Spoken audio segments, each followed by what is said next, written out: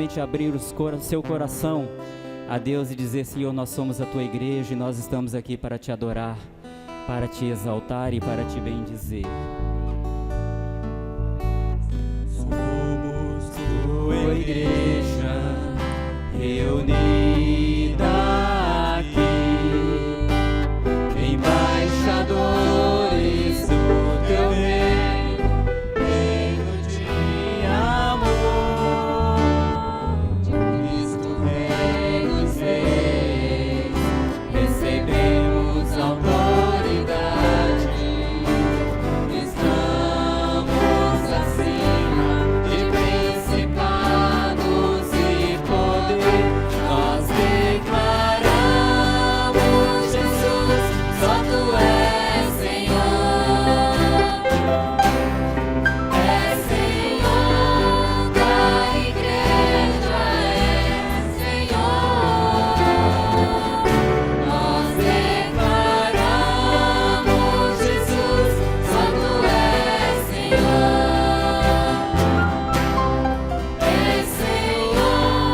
da igreja, Senhor. A ti a honra, a ti a glória, a ti o domínio, majestade e louvor.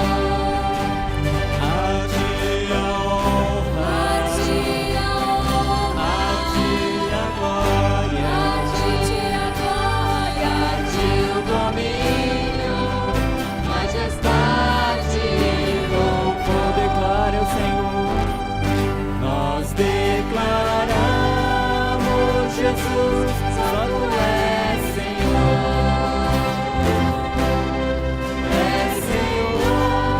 da igreja, Senhor. Nós declaramos, Jesus, só tu és Senhor,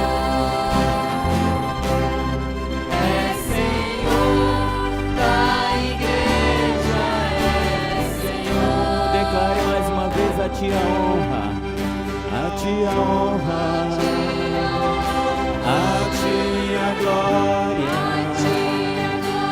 a ti o domínio, majestade e louvor.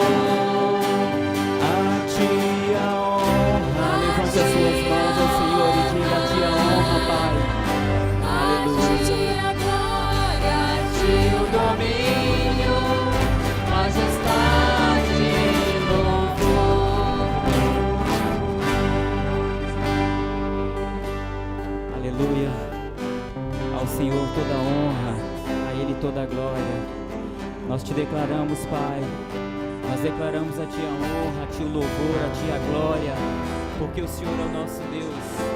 Santo, santo és o teu nome, Jesus. Glorificado, Senhor. Toca em nossos corações essa noite, Jesus. Nós te declaramos, Senhor, das nossas vidas, Pai. Te adoramos, Pai. Te exaltamos, Jesus. Te glorificamos, Jesus. Aleluia, Jesus.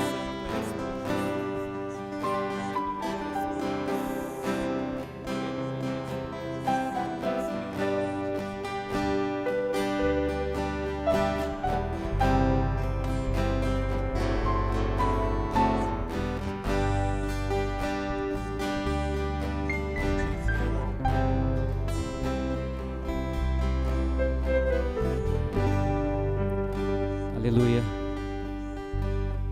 Podeis vos sentar e que realmente o nosso Deus possa ser sempre louvado e exaltado através das nossas vidas. Irmão Adonias, a irmã Silvânia com os irmãos espanhóis, eles querem cantar um cântico. A irmã Silvana e os irmãos, eles querem apresentar um cântico, apenas um cântico. Cadê a irmã Silvânia? Deus. Boa noite, igreja. Esse é o grupo em Porto Velho, parte do grupo, ficou muita gente ainda para trás. Mas os irmãos estão tão felizes e gostaria de cantar uma canção para adorar o Senhor. Uma alabanza para adorar o nome de Deus nessa noite.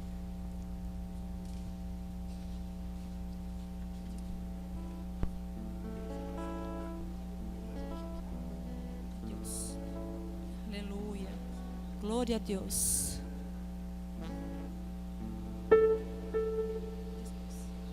Amém?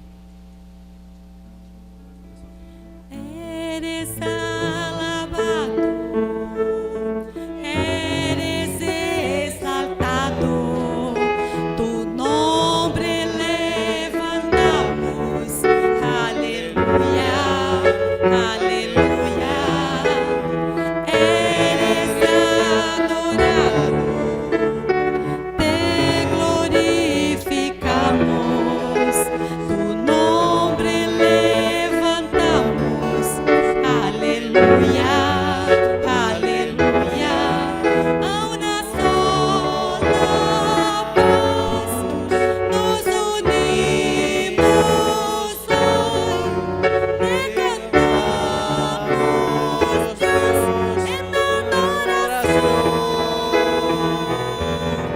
Dios imparable, Dios de imposible, inigualable, eres invencible, Dios imparable, Dios de imposible, inigualable, eres invencible, no tengo temor en mi corazón, tú tienes el control, no tengo temor en mi corazón, tú tienes el control,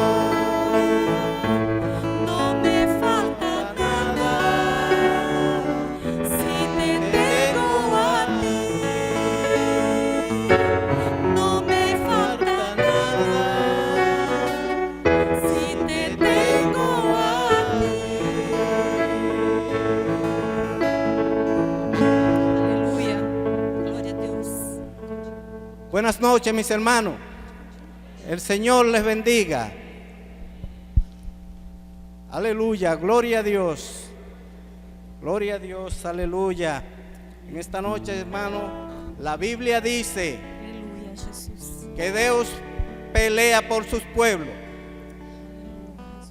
En esta noche, hermano, tenemos que prepararnos porque Dios va a pelear por usted. Aleluya. Aleluya. Gloria a Gloria a Dios. Dios.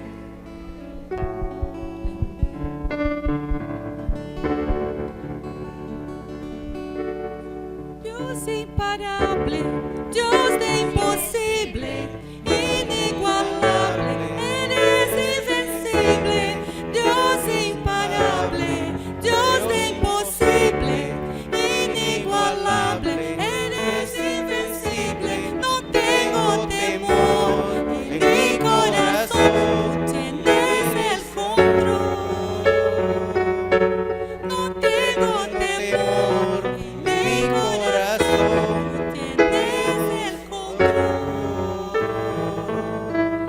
no me falta nada, si te tengo aquí, no me falta nada, si te tengo a ti. Glória a Deus. Glória a Deus. Graças a Deus por nossas vidas. Graças a Deus porque Ele é um Deus imparável, impossível, invencível. Deus é imparável. Deus é invencível, inigualável. Esse é o nosso Deus. Amém.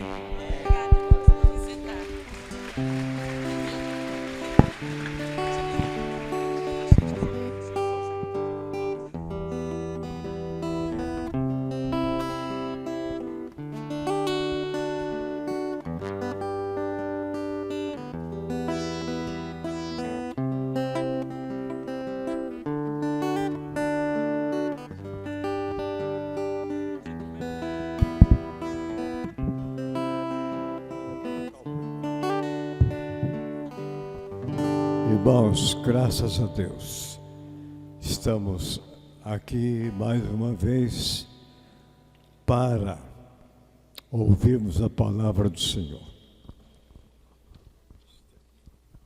Para que os irmãos saibam, né, quem é o irmão que vai usar da palavra, quero dizer que o irmão Márcio, ele congrega na igreja que está em Maringá. E, além de congregar lá com os irmãos de lá, congrega também com meu filho, minha nora, meus netos, né? Enfim, convivem lá em Maringá. Eu estive lá há pouco tempo, ouvi e decidi no meu coração convidá-lo para estar conosco e nos ajudar no entendimento da palavra. Então, o Márcio é de Maringá, da igreja que está em Maringá, que congrega em Maringá, é um presbítero lá com os irmãos, né? E é uma alegria muito grande ter você conosco, viu, Márcio? Deus abençoe, Deus seja contigo. Amém. Pode continuar. Meus irmãos, eu saúdo a todos com a graça e a paz do Senhor Jesus. Amém. É uma alegria muito grande estar aqui. Aliás, desde o primeiro dia em que cheguei e à noite, quando fui ministrado pela palavra e tenho recebido as ministrações dos irmãos, confesso que eu já entendi por que Deus me trouxe aqui. Para trabalhar o meu coração em primeiro lugar. Então eu quero louvar a Deus por ter me trazido aqui, por conhecer irmãos tão preciosos. Eu estive aqui no estado de Rondônia, aliás, naquele tempo era território, em 1981. Faz um bom tempo. E eu me hospedei na casa da irmã Quietinha, carinhosamente assim conhecida, e do pastor Isaac Franco, que o Senhor já recolheu para si, né, minha irmã? E eu tenho a alegria de ter a irmã hoje aqui, tanto tempo que se passou. E é assim, irmãos, o tempo passa, as coisas mudam, mas a graça do Senhor permanece sempre renovada nas nossas vidas. Eu cheguei a falar para o irmão Juvenal que eu preferia ouvi-lo nesta noite. E vocês viram que eu fui quase impedido 2 vezes de vir aqui. A primeira eu estava vindo, vieram os irmãos para cantar. Falei, opa, vou ficar no banco. A segunda, quando eu venho, o pastor faz sinal para o pastor Juvenal, para o irmão Juvenal, né? Mas amém, louvado seja o Senhor por esta noite. Vamos abrir nossas Bíblias, abra comigo, por favor. Há um encargo no meu coração de compartilhar com a igreja o que está registrado no livro do Apocalipse, capítulo 21. Eu quero ler com a igreja, com singeleza de coração, tratar com os irmãos alguma coisa, algo sobre a eternidade. E falar sobre a eternidade é algo muito desafiador, porque nós estamos falando de algo futurístico, estamos falando de escatologia, estamos falando de coisas que vão acontecer. Então, a respeito dessas coisas, nós, em alguns aspectos, não podemos ser taxativos, dizendo vai acontecer exatamente assim. Mas eu me proponho nesta noite a compartilhar com os irmãos alguma coisa que está neste texto, e a partir dele a gente buscar outros textos fundamentando o que João viu aqui. Apocalipse, capítulo 21, versos 1 a 8. Acompanhe com fé a leitura da palavra do Senhor. Vi novo céu e nova terra, pois o primeiro céu e a primeira terra passaram e o mar já não existe. Vi também a cidade santa, a nova Jerusalém, que descia do céu da parte de Deus, ataviada como noiva, adornada para o seu esposo. Então ouvi voz vinda do trono, dizendo, eis o tabernáculo de Deus com os homens, Deus habitará com eles. Eles serão povos de Deus, e Deus mesmo estará com eles. Ele lhes enxugará dos olhos toda lágrima, e a morte já não existirá. Já não haverá luto, nem pranto, nem dor, porque as primeiras coisas passaram. E aquele que está assentado no trono disse: eis que faço novas todas as coisas. E acrescentou: escreve, porque estas palavras são fiéis e verdadeiras. Disse-me ainda: tudo está feito. Eu sou o Alfa e o Ômega, o princípio e o fim. Eu, a quem tem sede, darei de graça da fonte da água da vida. O vencedor herdará estas coisas. Eu lhe serei Deus e ele me será filho. Vamos orar mais uma vez? Pai, nós te agradecemos por esta preciosa hora de culto. A tua igreja se reúne aqui, Senhor, e nós te louvamos por ela. O teu povo, noiva de Cristo, amada, resgatada, selada pelo Espírito Santo. E a nossa súplica hoje é que o Senhor desvende os olhos do nosso coração, para que vejamos, Senhor, e percebamos de forma mais clara a esperança do nosso chamado e as riquezas da glória que há em Cristo Jesus, que é a nossa herança eterna. No nome dele oramos. Amém, Senhor. Amém. Meus irmãos, a história, a arqueologia e a ciência das religiões têm reconhecido que nunca existiu um ser humano sobre a face da terra, é lógico, que não tivesse interesse em relação ao futuro, saber o que acontece na vida pós-morte, desejo por desvendar os mistérios da morte. Nunca existiu um ser humano que fosse indiferente à vida eterna. Há um anseio dentro do coração de todo ser humano pela eternidade. Aliás, a Bíblia mesmo diz isso. Em Eclesiastes capítulo 3, verso 11, nos diz que Deus colocou a eternidade no coração do homem. Então isso é algo que Deus colocou em nós. E desde a antiguidade, relatos históricos já mostram o ser humano assim. Por exemplo, os índios americanos colocavam junto aos seus mortos, em sua sepultura, as armas que eles tinham usado em vida, na certeza de que aquelas armas seriam úteis para eles nas lutas do além. Egípcios colocavam junto aos seus mortos, mumificados, um suposto mapa de uma das regiões celestiais, para que guiasse aquele homem egípcio no mundo além. Os groenlândios tinham o costume, os groenlandeses, para ser mais exato, eles enterravam uma criança do lado da sepultura de uma criança, enterravam um cão, perdão. Enterravam um cão do lado da sepultura de uma criança para que este cão guiasse esta criança nos vales sombrios que eles acreditavam existir. Os gregos colocavam uma moeda de prata ou na boca ou nos olhos, porque eles diziam: há um rio que separa esta vida da outra vida, e aquele morto teria necessidade de pagar o barqueiro para atravessar o rio. E se ele não tivesse a moeda, ele não ia chegar do outro lado.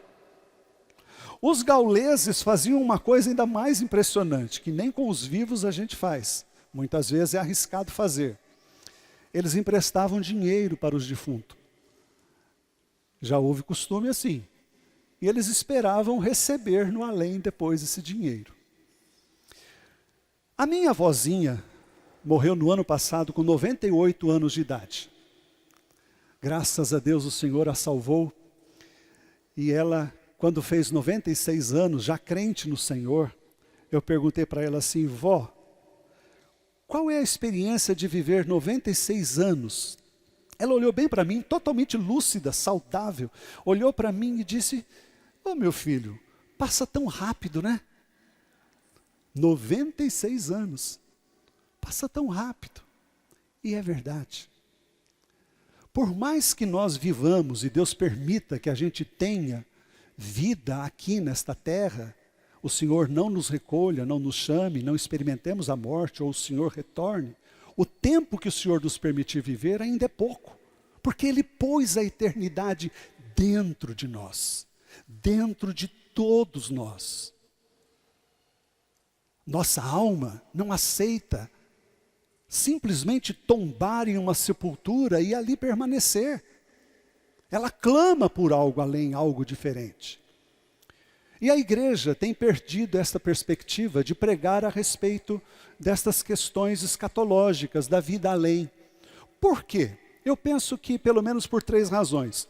Primeiro, porque tem se perdido a perspectiva desta vida futura. O evangelho que se tem pregado na igreja brasileira, pelo menos que a gente pode falar, é um evangelho de prosperidade. É um evangelho para você viver bem aqui e agora.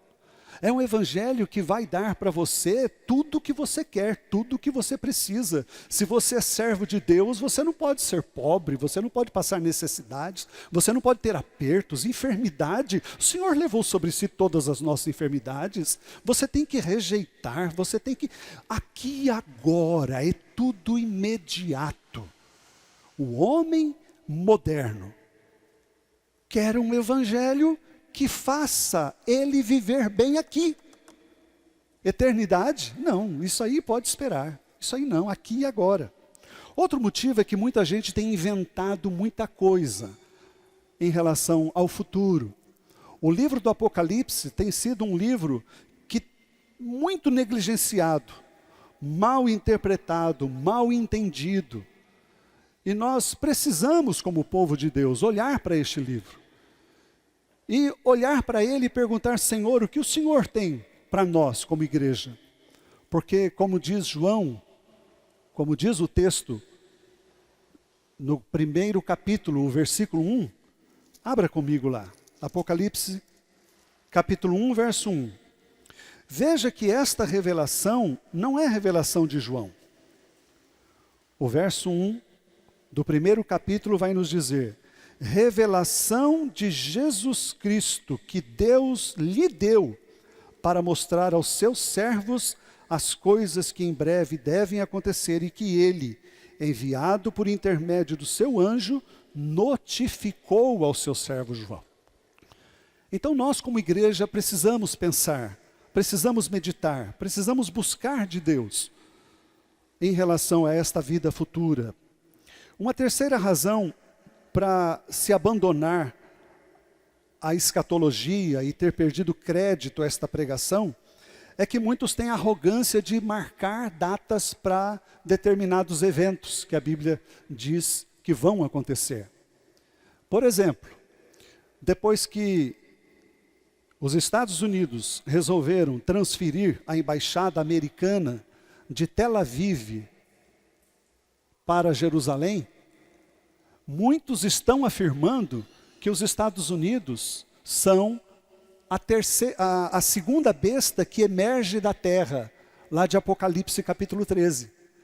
Eles dizem que os Estados Unidos é o principal representante deste grupo, e eles são a besta que emerge da terra. E dizem, a última hora já chegou, os últimos dias já chegaram, e é importante aqui a gente definir essa questão de última hora e tempo do fim. Esse tempo do fim, últimas horas, última hora, últimos dias, quando a Bíblia fala isso, não é o sentido de que o tempo do fim como sendo agora, a última hora agora. Mas quando a Bíblia fala última hora, últimos dias, é apontando Jesus como aquele que é o escatom de Deus. Ele é a revelação total de Deus.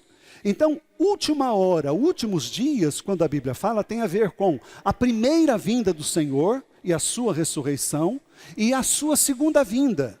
Então, este último dia, última hora, são todos os eventos, está envolvido todo este período entre a ressurreição do Senhor, que é a sua primeira vinda, e a sua segunda vinda, tudo o que acontece aqui.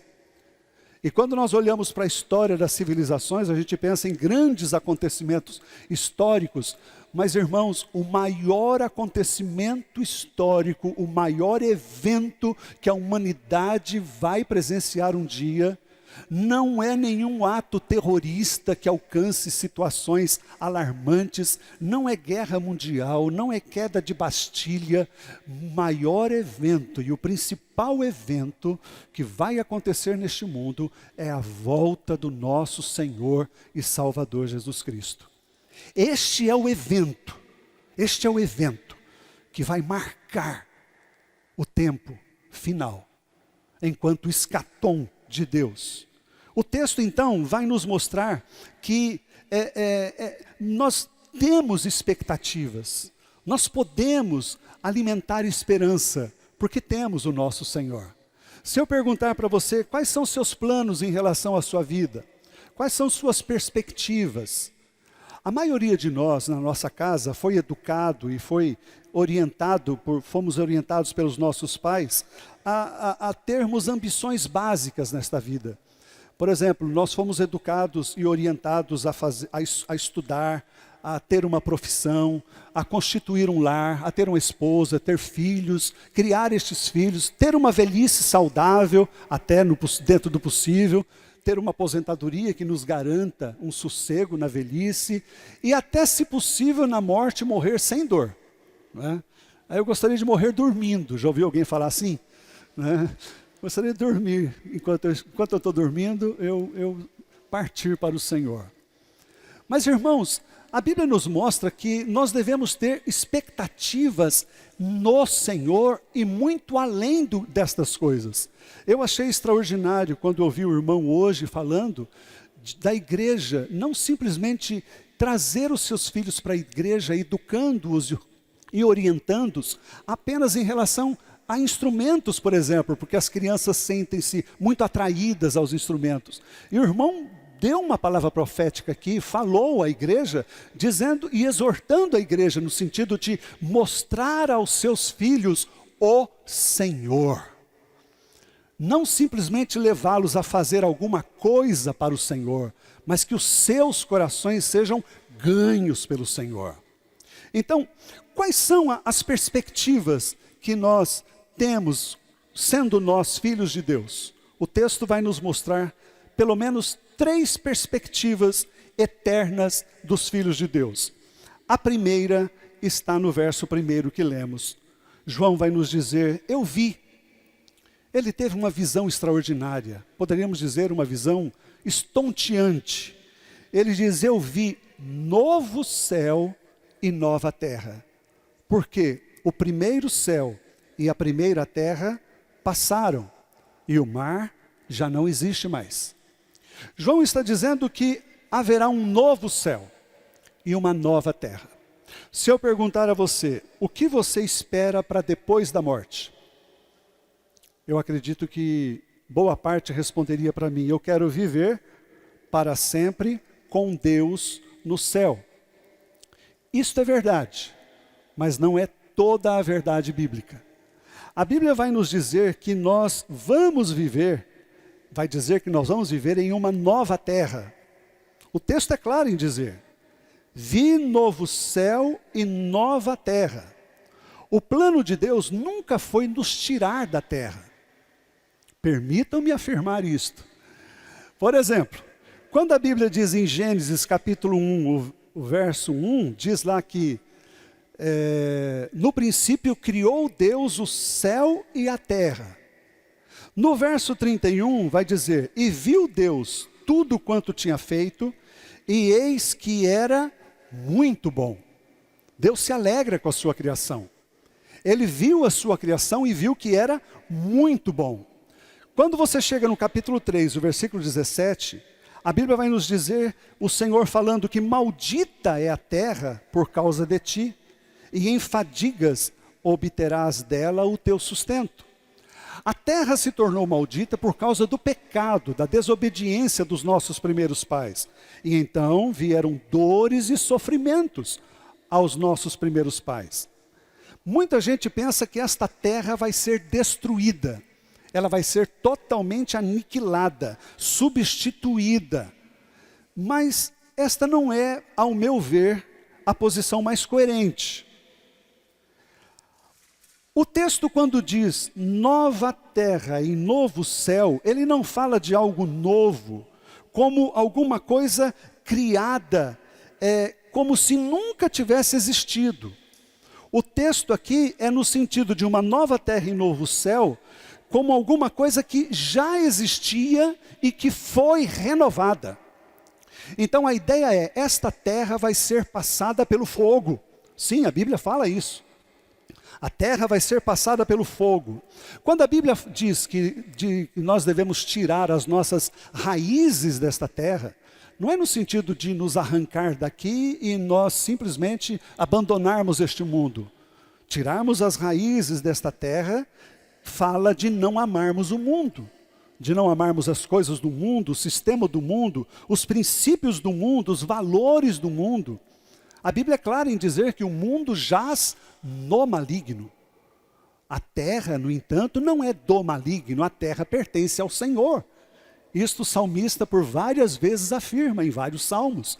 A terra pertence ao Senhor, é do Senhor, é dele.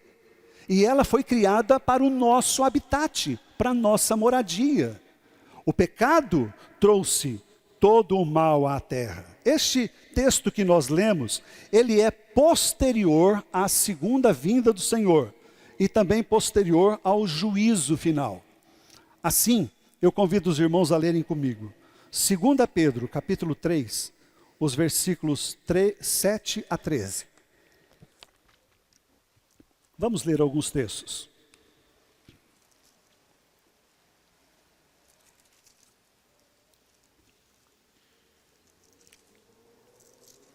Segunda Pedro, capítulo 3,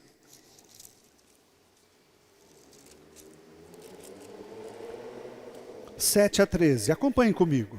Ora, os céus que agora existem e a terra, pela mesma palavra, têm sido entesouradas para fogo, estando reservados para o dia do juízo e destruição dos homens ímpios.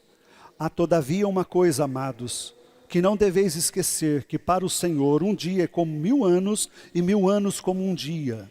Não retarda o Senhor a sua promessa, como alguns a julgam demorada. Pelo contrário, Ele é longânimo para convosco, não querendo que nenhum pereça, senão que todos cheguem ao arrependimento. Virá, entretanto, como ladrão o dia do Senhor, no qual os céus passarão como estrepitoso estrondo, e os elementos se desfarão abrasados. Veja bem, os elementos se desfarão abrasados. Também a terra e as obras que nela existem serão atingidas. Esse texto não está falando de destruição da terra como planeta, mas sim das coisas sobre a superfície da terra. Visto que todas estas coisas hão de ser assim desfeitas, deveis ser tais como os que vivem em santo procedimento e piedade, esperando e apressando a vinda do dia de Deus, por causa do qual os céus incendiados serão desfeitos e os elementos abrasados derreterão. O texto então diz: nós, porém, segundo a sua promessa, esperamos o quê? Novos céus e nova terra, nos quais habita justiça. Isaías, capítulo 65. Abra sua Bíblia, se você puder me acompanhar. Isaías 65, verso 16.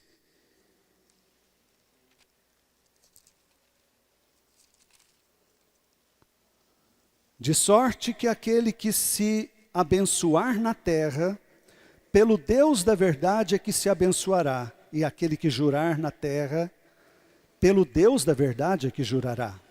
Porque já estão esquecidas as angústias passadas e estão escondidas dos meus olhos. Pois eis que eu crio o quê? Novos céus e nova terra. E não haverá lembrança das coisas passadas. Que coisas passadas? As angústias, que fala o verso 16. Jamais haverá memória delas. 66, verso 22 ainda. Porque como os novos céus e a nova terra que hei de fazer estarão diante de mim, diz o Senhor, assim há de estar a vossa posteridade e o vosso nome. Assim, há outros textos, mas vamos nos limitar a estes aqui. Não tem como descartar esta realidade de que esta terra foi criada para o nosso habitat, para a nossa moradia, um dia. A Bíblia, então, além de nova terra, fala também de novos céus.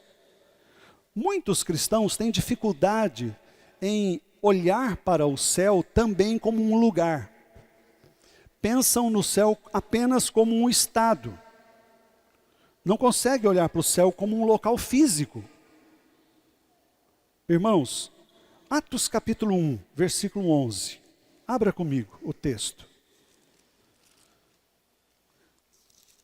No Monte das Oliveiras estava o Senhor Jesus com os seus discípulos. Vejam a experiência destes irmãos. Quando o Senhor disse a eles que receberiam o poder ao descer sobre eles o Espírito Santo, e eles seriam testemunha dele tanto em Jerusalém como na Judéia, Samaria, até os confins da terra. O verso 9, então, do capítulo 1 de Atos, vai dizer: ditas estas coisas, foi Jesus elevado às alturas à vista deles, e uma nuvem o encobriu dos seus olhos. E estando eles com os olhos fitos no céu, enquanto Jesus subia, eles ficaram olhando para o céu. Jesus disse que ia voltar, eles ficaram olhando. Vamos esperar ele voltar então. Apareceu o quê? Eis que 2 varões vestidos de branco, 2 anjos, se puseram ao lado deles e disse o que para eles? Varões galileus, por que estáis olhando para as alturas? Esse Jesus que dentre vós foi assunto ao céu, falando de um lugar, virá daquele lugar como o viste subir. Ele vai voltar, apontando a um lugar físico. Porque quando o Senhor ressuscitou, ele ressuscitou o quê? Em espírito? Não, ele ressuscitou em corpo. Foi um corpo do Senhor. E ele é o nosso representante diante de Deus. E como é que Jesus está no céu hoje? Com o corpo físico que ele tinha aqui. Nós o veremos. Claro, logicamente, como a Bíblia diz, corpo glorificado, vestido de glória. Mas ele é o nosso representante no corpo, no próprio corpo que ele tinha. O apóstolo Paulo, falando sobre isso em 1 Coríntios, capítulo 15, falando sobre a ressurreição dos mortos, ele vai dizer: se não há ressurreição de mortos, se não há ressurreição do corpo, também Cristo não ressuscitou. E se Cristo não ressuscitou, como é que o apóstolo Paulo fala? É vã a nossa fé. Então, nós vamos ressuscitar neste corpo que temos. Tem muita gente que pensa que lá no céu vai ser anjo, que lá no céu vai ficar tocando harpa, pulando de nuvem em nuvem. Não é isso que a Bíblia ensina. A Bíblia ensina que nós teremos corpos glorificados, mas não seremos transformados em anjos, seremos nós mesmos. Neste corpo. Irmão, mas e quem morreu queimado? Quem caiu no mar? Um peixe comeu uma orelha, outro comeu um pé, outro partes do corpo. A Bíblia diz que todos vão ressuscitar. Não é isso que o apóstolo Paulo fala em 1 Tessalonicenses, capítulo 3? Abra comigo lá. Tessalonicenses.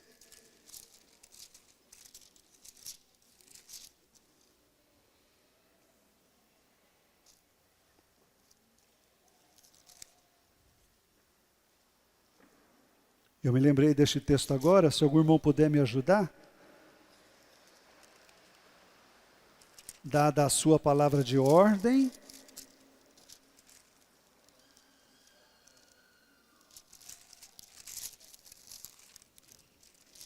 E ressoada a trombeta do arcanjo. 4, né? 4:16. Obrigado, minha irmã. Vocês abriram, né? Porque o Senhor mesmo, dada a sua palavra de ordem, ouvida a voz do arcanjo e ressoada a trombeta de Deus, descerá dos céus. E o que é que vai acontecer? E os mortos em Cristo ressuscitarão primeiro. Depois nós, os vivos que ficarmos, seremos arrebatados juntamente com Ele entre nuvens para o encontro do Senhor nos ares. E assim estaremos para sempre com o Senhor. Vamos ser arrebatados como? No nosso corpo. Os que estiverem vivos subirão e estarão com o Senhor. Vejam a experiência de Estevão. Atos capítulo 7, versículo 56. Atos 7. Vamos ler o verso 25 também. Atos capítulo 7. Os irmãos se lembram da experiência do nosso irmão piedoso, Estevão. Ele estava sendo apedrejado. A sua carne estava sendo dilacerada, muita dor, muitas pedradas. E o texto vai nos dizer no verso 55. Mas Estevão, cheio do Espírito Santo, fitou os olhos no céu. E o que é que foi que ele viu? Ele viu a glória de Deus e ele viu Jesus.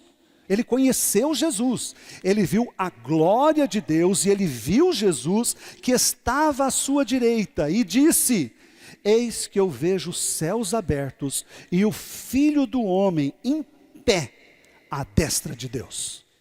Jesus não é um espírito no céu, ele é um ser com um corpo e ele está lá. Eu não vi meros símbolos, eu não vi um mero estado de simbologia, eu vi uma existência. Deus abriu a dimensão espiritual numa realidade que o nosso irmão Estevão viu que existe um local onde Jesus vive hoje, onde ele está, com um corpo físico, ressurreto, e de onde ele vai retornar.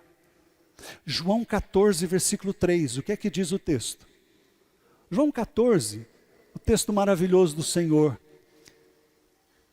quando ele disse que tinha que ir para Jerusalém, em Jerusalém ele seria morto, e o coração dos discípulos começaram a se entristecer. Jesus então disse: não permitam que o coração de vocês se carregue de tristeza. Crede em Deus, crede também em mim. Na casa de meu pai, um local, casa de meu pai, há muitas moradas. Se não fosse assim, eu vou-lhe teria dito: vou preparar-vos lugar, e virei outra vez e vos levarei para mim mesmo, para que onde eu esteja, onde, fala de lugar, estejais vós também.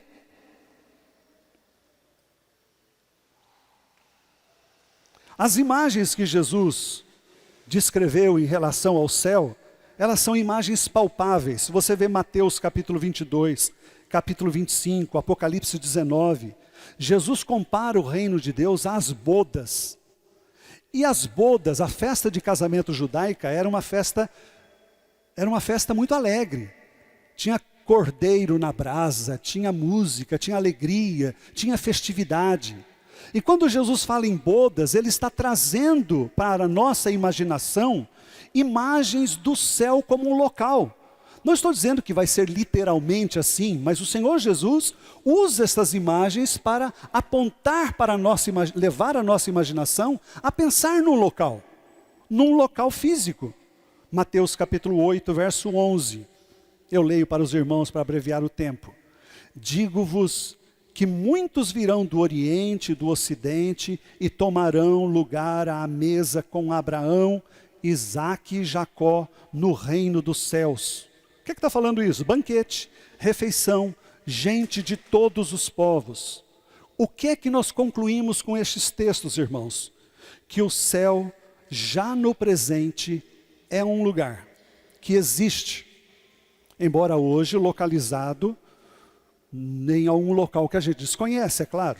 A sua existência é impossível de ser percebida pelos nossos sentidos naturais. Esse é o lugar da habitação de Deus, que de alguma maneira será feito novo no tempo do juízo final e será unido a uma terra renovada. Portanto, Eu vi, diz João, um novo céu e uma nova terra. Esta é a primeira perspectiva eterna do Filho de Deus. A segunda, o texto prossegue dizendo no verso 2: vi também a cidade santa, a nova Jerusalém, que descia do céu da parte de Deus, ataviada como noiva, adornada para o seu esposo. Esta nova Jerusalém não tem nada a ver, logicamente, eu sei que os irmãos sabem disso, mas é bom se frisar, nada a ver com a Jerusalém que está localizada no estado de Israel. Porque, pasmem os irmãos, tem gente que pensa que aquela Jerusalém vai ser restaurada um dia. A nova Jerusalém aqui tem dois sentidos, pelo menos. Primeiro, fala da igreja glorificada, composta de todos os remidos, de todos os lugares, de todos os tempos, comprada pelo sangue do Cordeiro. Gente que foi amado pelo Pai, gente que foi amada, selada pelo Espírito Santo, a igreja do Senhor. Esta igreja que é a igreja invisível a nós hoje. Esta igreja é a nova Jerusalém, num sentido espiritual. Mas a nova Jerusalém também fala de um local, de um espaço físico. Porque a igreja glorificada de Cristo vai ser um povo físico. E ela terá que ocupar um espaço físico, juntamente com Cristo, em seu corpo físico ressurreto. Então, a cidade dos santos no estado eterno é a nova Jerusalém. Vejam essa nova Jerusalém no verso 2. Ela diz que ela desce de Deus. Ela não é dos homens. Ela vem do céu. O que é que isso nos fala? Isso nos diz que a nova Jerusalém é dom de Deus. A nova Jerusalém não é algo do esforço humano. Ela vem do céu. Qualquer coisa que o homem faz hoje é Babel, é Babilônia, é confusão. E as nossas edificações são de baixo para cima. Agora, a nova Jerusalém vem do céu, descia do céu, da parte de Deus, adornada como noiva. Abra sua Bíblia comigo em Hebreus ainda. Capítulo 11.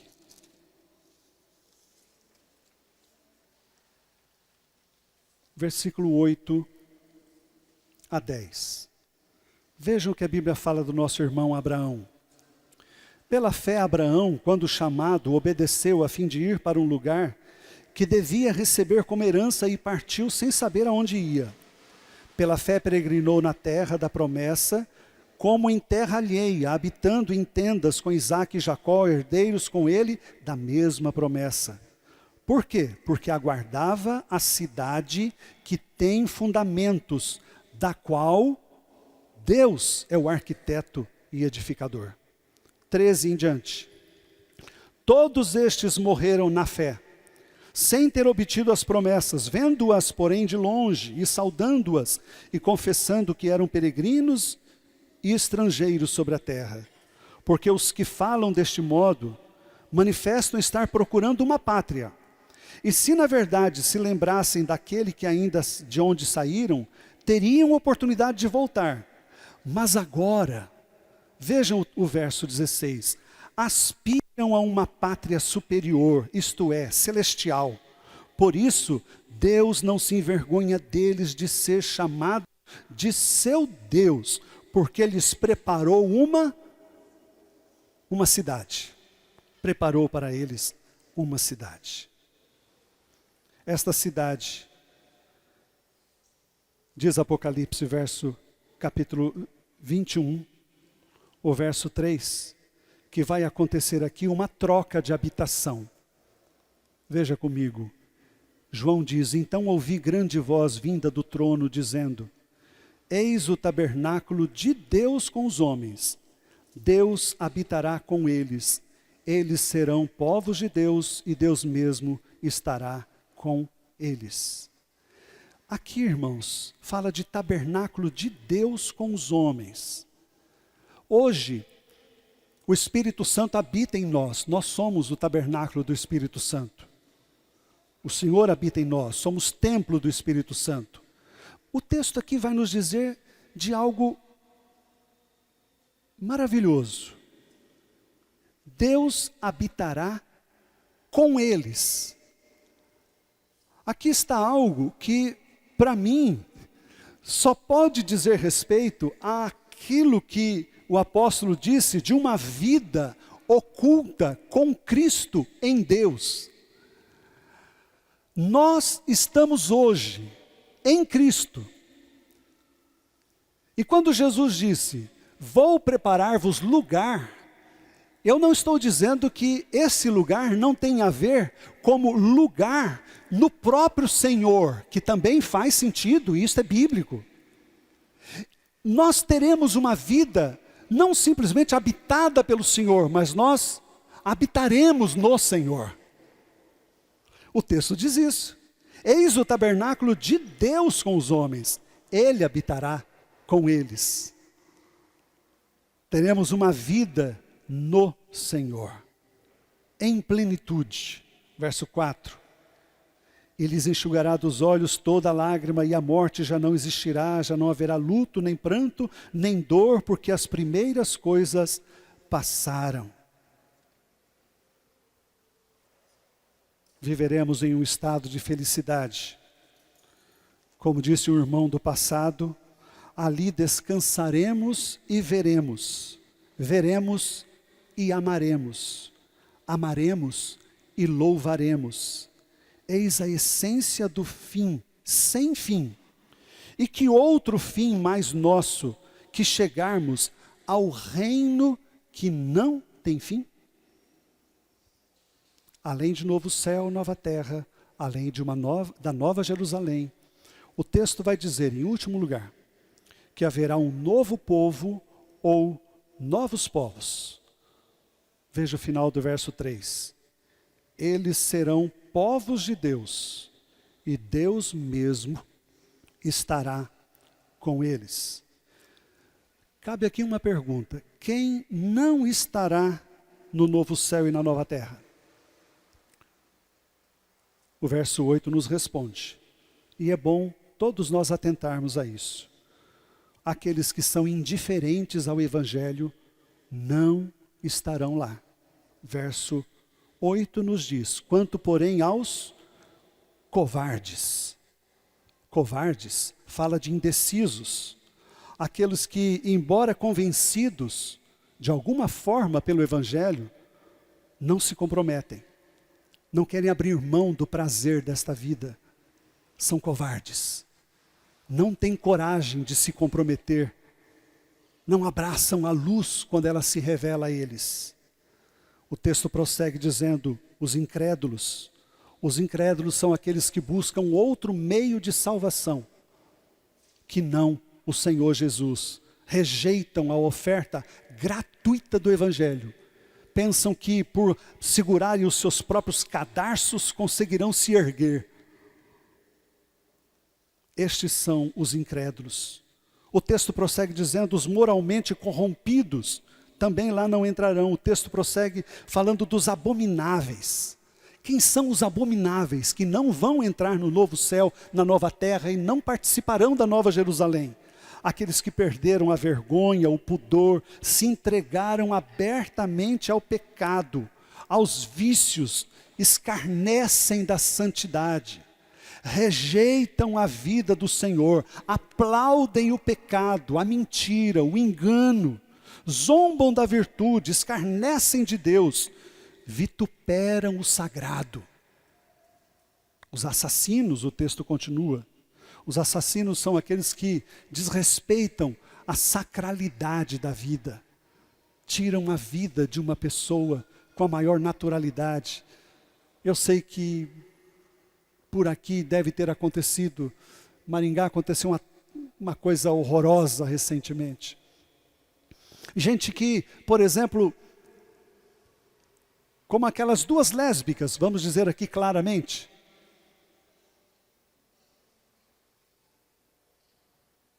adotaram um menino e com 7 anos castraram o menino, cortaram o seu membro.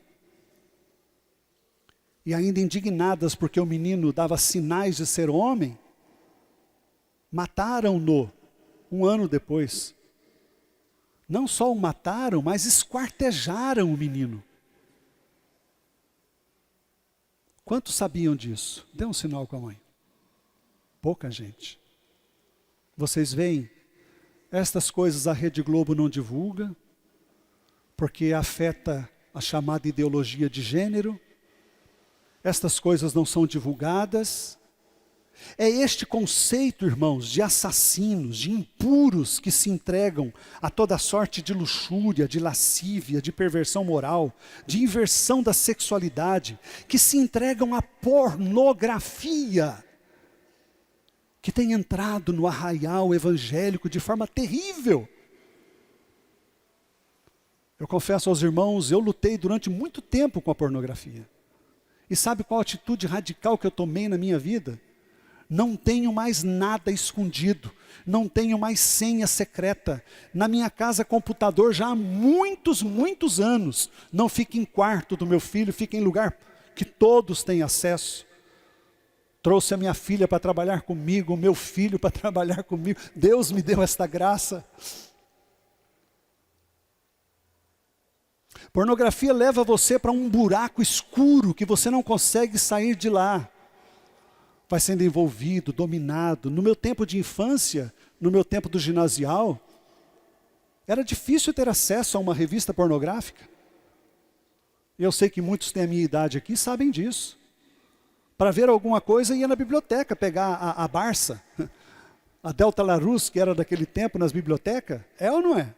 Era o acesso de pesquisa que a gente tinha. Uma revista pornográfica, compra, e depois, o que faz com aquilo? Hoje, os irmãos sabem como que é, não preciso explicar nem detalhar. E os pais dão celular para o seu filho, e não tem nenhum controle, não tem nenhum acompanhamento, e as vidas vão sendo destruídas. Impuros, a Bíblia diz, não entrarão lá.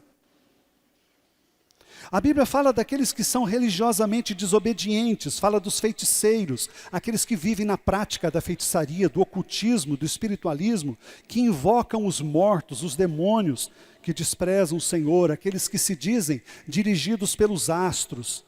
Até os que são viciados em drogas estão aqui incluídos, porque feiticeiros, a palavra original tem origem aqui no farmacon, naquelas substâncias tóxicas que viciam as pessoas.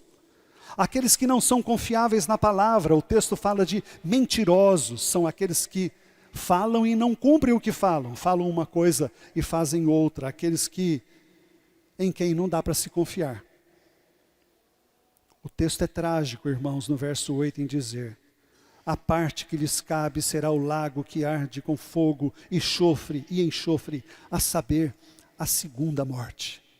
Esta é uma palavra muito pesada, muito difícil.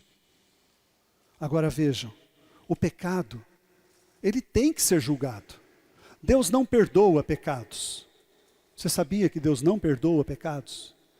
Deus perdoa pecadores. O pecado foi julgado na cruz do Calvário. O pecado tem que ser julgado. E o seu pecado ou é julgado na cruz, ou você vai ser julgado no juízo final e ser lançado no lago que arde com fogo e enxofre. Imagine uma mulher que tem gatinho em casa. Muitas mulheres gostam de gato, né? E aquele gatinho querido que você cuida tanto, bem limpinho, e você mantém até dentro de casa o gato. Mas como? Gato fora de casa? Eu tenho gato dentro de casa mesmo. Eu não. Até que eu aprecio mais o cão, mas o gato. O seu gatinho tão querido, de repente aparece na porta da sua casa com um rato nos seus dentes, e o rato está sangrando com as entranhas todas de fora. Desculpa a imagem. E aquele gato, quando chega, ele vai entrar na sua cozinha. O que é que você faz com aquele animalzinho que você gosta tanto, peludinho, queridinho? Pega uma vassoura e põe ele para fora. Não deixa ele entrar na sua cozinha, porque ele está sujo. Você não vai deixar aquela sujeira entrar, coisa apodrecida, nojenta entrar na sua casa. Irmão, se nós humanamente fazemos assim, e o nosso Deus eterno, santo, uma ilustração pequena, simples, mas Deus não vai permitir a entrada da podridão do pecado no céu. E o Senhor Jesus quer trabalhar a sua igreja hoje, aqui e agora. Quem vai entrar no céu? O verso 2 nos diz que vai entrar a noiva de Cristo. Na novo céu e na nova terra. Capítulo 22, verso 14. Já partindo para o final. Veja comigo, capítulo 22, versículo 14. Bem-aventurados aqueles que lavam as suas vestiduras no sangue do Cordeiro, para que lhes assista o direito à árvore da vida e entrem na cidade pelas portas. Bem-aventurado aquele que lava as suas vestiduras no sangue do Cordeiro. Só vai entrar no céu a igreja de Cristo, a noiva do Cordeiro, adornada para o seu esposo. E o Senhor só tem um povo, só tem uma igreja, só tem uma família, só tem uma noiva, só tem uma cidade santa. Veja comigo os versos 5 a 7 do capítulo 21. E aquele que está sentado no trono disse: Eis que faço novas todas as coisas, e acrescentou, escreve, porque estas coisas são fiéis e verdadeiras. Disse-me mais: tudo está feito. Eu sou o alfa e o ômega, o princípio e o fim. Eu, a quem tem sede, darei de graça da fonte da água da vida. O vencedor herdará estas coisas, e eu lhe serei Deus, e ele me será por filho. Eu lhe serei Deus, e ele me será filho. Isto fala, irmãos, de uma intimidade com o Senhor. Capítulo 22, versos 3 e 4. Acompanhem comigo, por favor. Diz a palavra que no novo céu, que na nova terra, que na nova Jerusalém,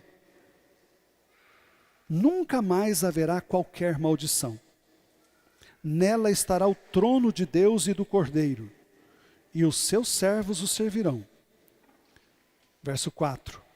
Contemplarão a sua face, e na sua fronte, na sua testa, estará o nome dele. Estar o nome dele na testa do seu povo fala do quê? Fala de identificação. Nós estaremos identificados com o nosso Senhor, numa vida plena, numa vida íntima. Contemplarão a sua face, e na sua fronte estará o nome dele. Há um hino muito antigo, eu gosto de uma parte dele que diz assim: no céu há muitas coisas que eu anseio ver, suas mil belezas, glórias e esplendor, mas antes de fruir de tais delícias o prazer, primeiro quero ver o meu Salvador. Primeiro quero ver meu Salvador, sim, antes dos queridos ao redor. E então, por longos dias, que doce alegria, eu quero ver primeiro o Salvador. Ô irmão, mas nós vamos nos conhecer lá no céu então? E você tem dúvida disso? Você acha que Deus vai apagar a nossa mente por completo? Imagina você lá no céu e um anjo diz assim: vamos louvar ao Senhor. Eu estou fazendo uma hipótese, tá? Vamos adorar o Senhor mesmo, porque a adoração será plena no Senhor eternamente. E aí você pega e diz assim: mas o Senhor, quem é o Senhor? A nossa mente não será apagada. Aí você diz: mas não haverá lembranças das coisas passadas. Ah, mas isso é lá em Isaías, onde nós lemos, e eu disse, lembrança das coisas passadas, diz respeito ao verso anterior, das aflições passadas. Primeiro quero ver o meu Salvador. Se esperamos a volta de Cristo, a ressurreição do corpo, e a vida eterna, então nós temos esperança. Assim sendo, o cristão não desanima, ele prossegue. A última palavra é do nosso Senhor, e agindo o seu Espírito, ninguém pode impedi-lo. Às vezes a gente tem a impressão que neste mundo o mal vai prevalecer, que de alguma forma ele vai ser absolvido, ou no máximo pagará 1/3 da pena só. Porque parece que os malvados, os criminosos, os indecentes prosperam e parecem se sair bem e escapam de condenações nesta vida, mas isso não é verdade. A última palavra é do Senhor. Ele vai julgar todas as coisas. Eu te pergunto, você é um habitante da Nova Jerusalém? Seu lugar já está preparado nessa cidade? Qual é o seu destino? O novo céu, a nova terra ou o inferno? O lago de fogo e enxofre? Onde está o seu prazer? Seu prazer está em servir a Deus ou em deleitar-se no pecado? Hoje é dia da salvação. Hoje é dia de decisão. Escolha a vida para que você viva eternamente com Cristo nosso Senhor. Eu conheci uma irmãzinha chamada Maria, e eu fui visitá-la um dia e ela disse assim: ô irmão, eu estou com uma saudade do céu. Eu falei para ela: saudade do céu? E eu quis ver até onde ia a compreensão dela, né? Eu falei: irmã, a senhora tem saudade de Maringá? Ela falou: não, eu nunca fui a Maringá, que é a minha cidade de nascença. Eu falei: mas a senhora já foi no céu alguma vez?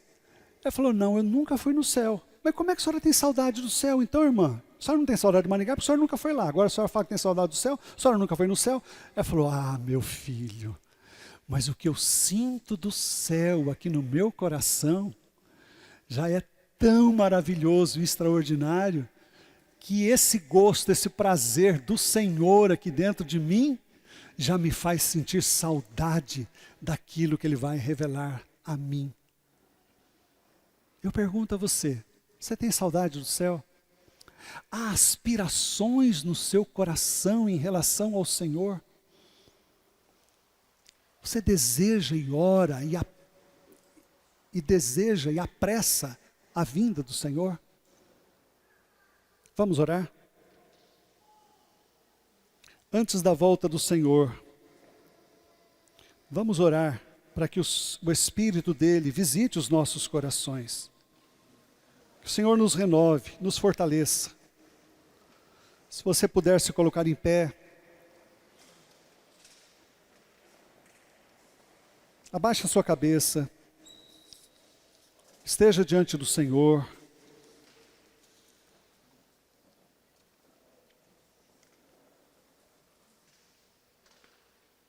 Pai, nós te agradecemos por esta noite e te bendizemos porque a tua palavra é viva aos nossos corações e na nossa limitação, Senhor, nós podemos ver quão grande é o Senhor. Pedimos, visita cada coração nesta noite e que a tua palavra caia como boa semente que é, e encontre terra preparada pelo teu Espírito, para que vidas sejam transformadas aqui, Senhor, para a glória do teu nome. Amém. No tiego temor em mi corazón. Tu tienes controle? É isso? Não há temor no nosso coração. E eu gostei muito de cantar com a igreja aquela canção, nós declaramos Jesus, Tu és Senhor. Como é que é? Podemos cantar? Nós declaramos, Tu és Senhor, és Senhor.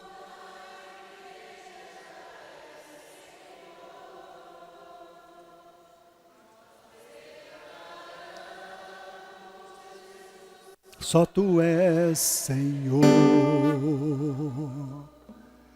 é Senhor. Você é da igreja, então cante, a Ti a honra. A Ti a honra, a Ti a glória,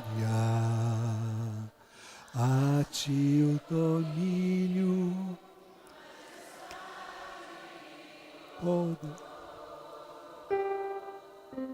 A Ti a honra, a Ti a glória,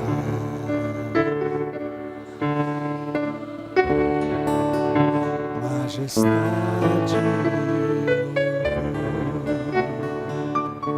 a Ti a honra, a Ti a glória, a Ti domínio.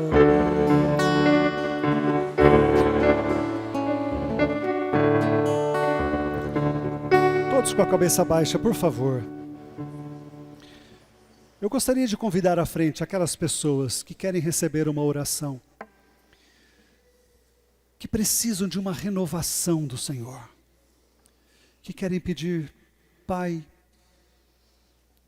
o Senhor falou a mim e eu quero me render a Ti no nome de Jesus.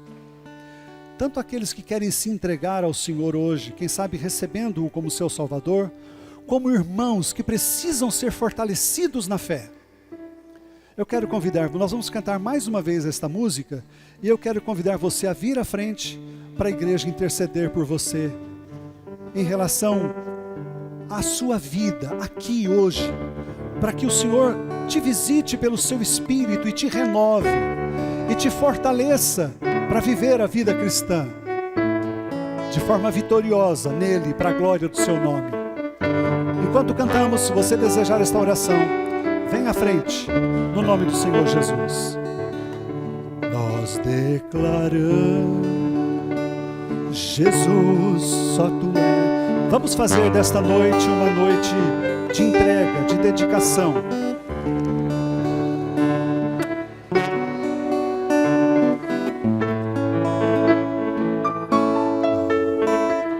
Declaramos, Jesus, só Tu és Senhor,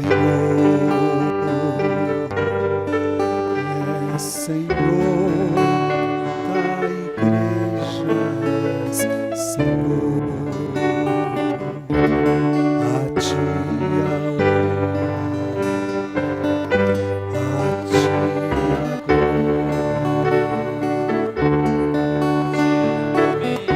glória, majestade.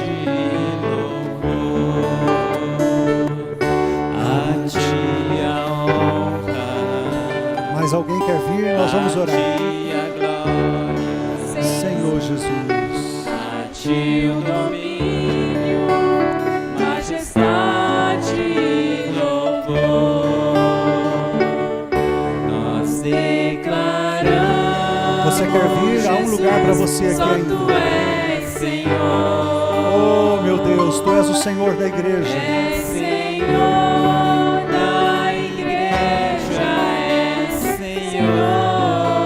Senhor Jesus, nós declaramos, Jesus, só Tu és Senhor.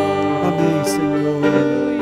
És Senhor da igreja, és Senhor. Eu quero convidar irmãos voluntários para vir aqui orar com essas pessoas. Oh, meu Deus.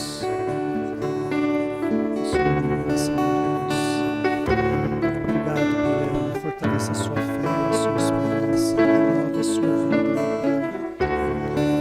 fortalece o seu coração, Senhor, renova a sua esperança, meu Deus, renova a sua vida, Senhor. Obrigado pela vida da minha irmã, Senhor. Visita este coração, meu Deus, para a glória do Teu nome. Fortalece a sua fé, meu Deus, fortalece o seu coração, Senhor. Renova esta vida, Senhor, que precisa tanto de Ti, que ela seja sustentada e abençoada pelo Senhor. Em nome de Jesus, Senhor. Capacita, Senhor. E renova o seu coração, Senhor.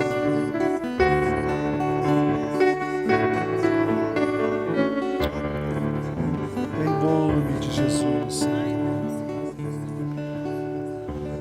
Amém, irmãos. Graças a Deus. Podem assentar-se.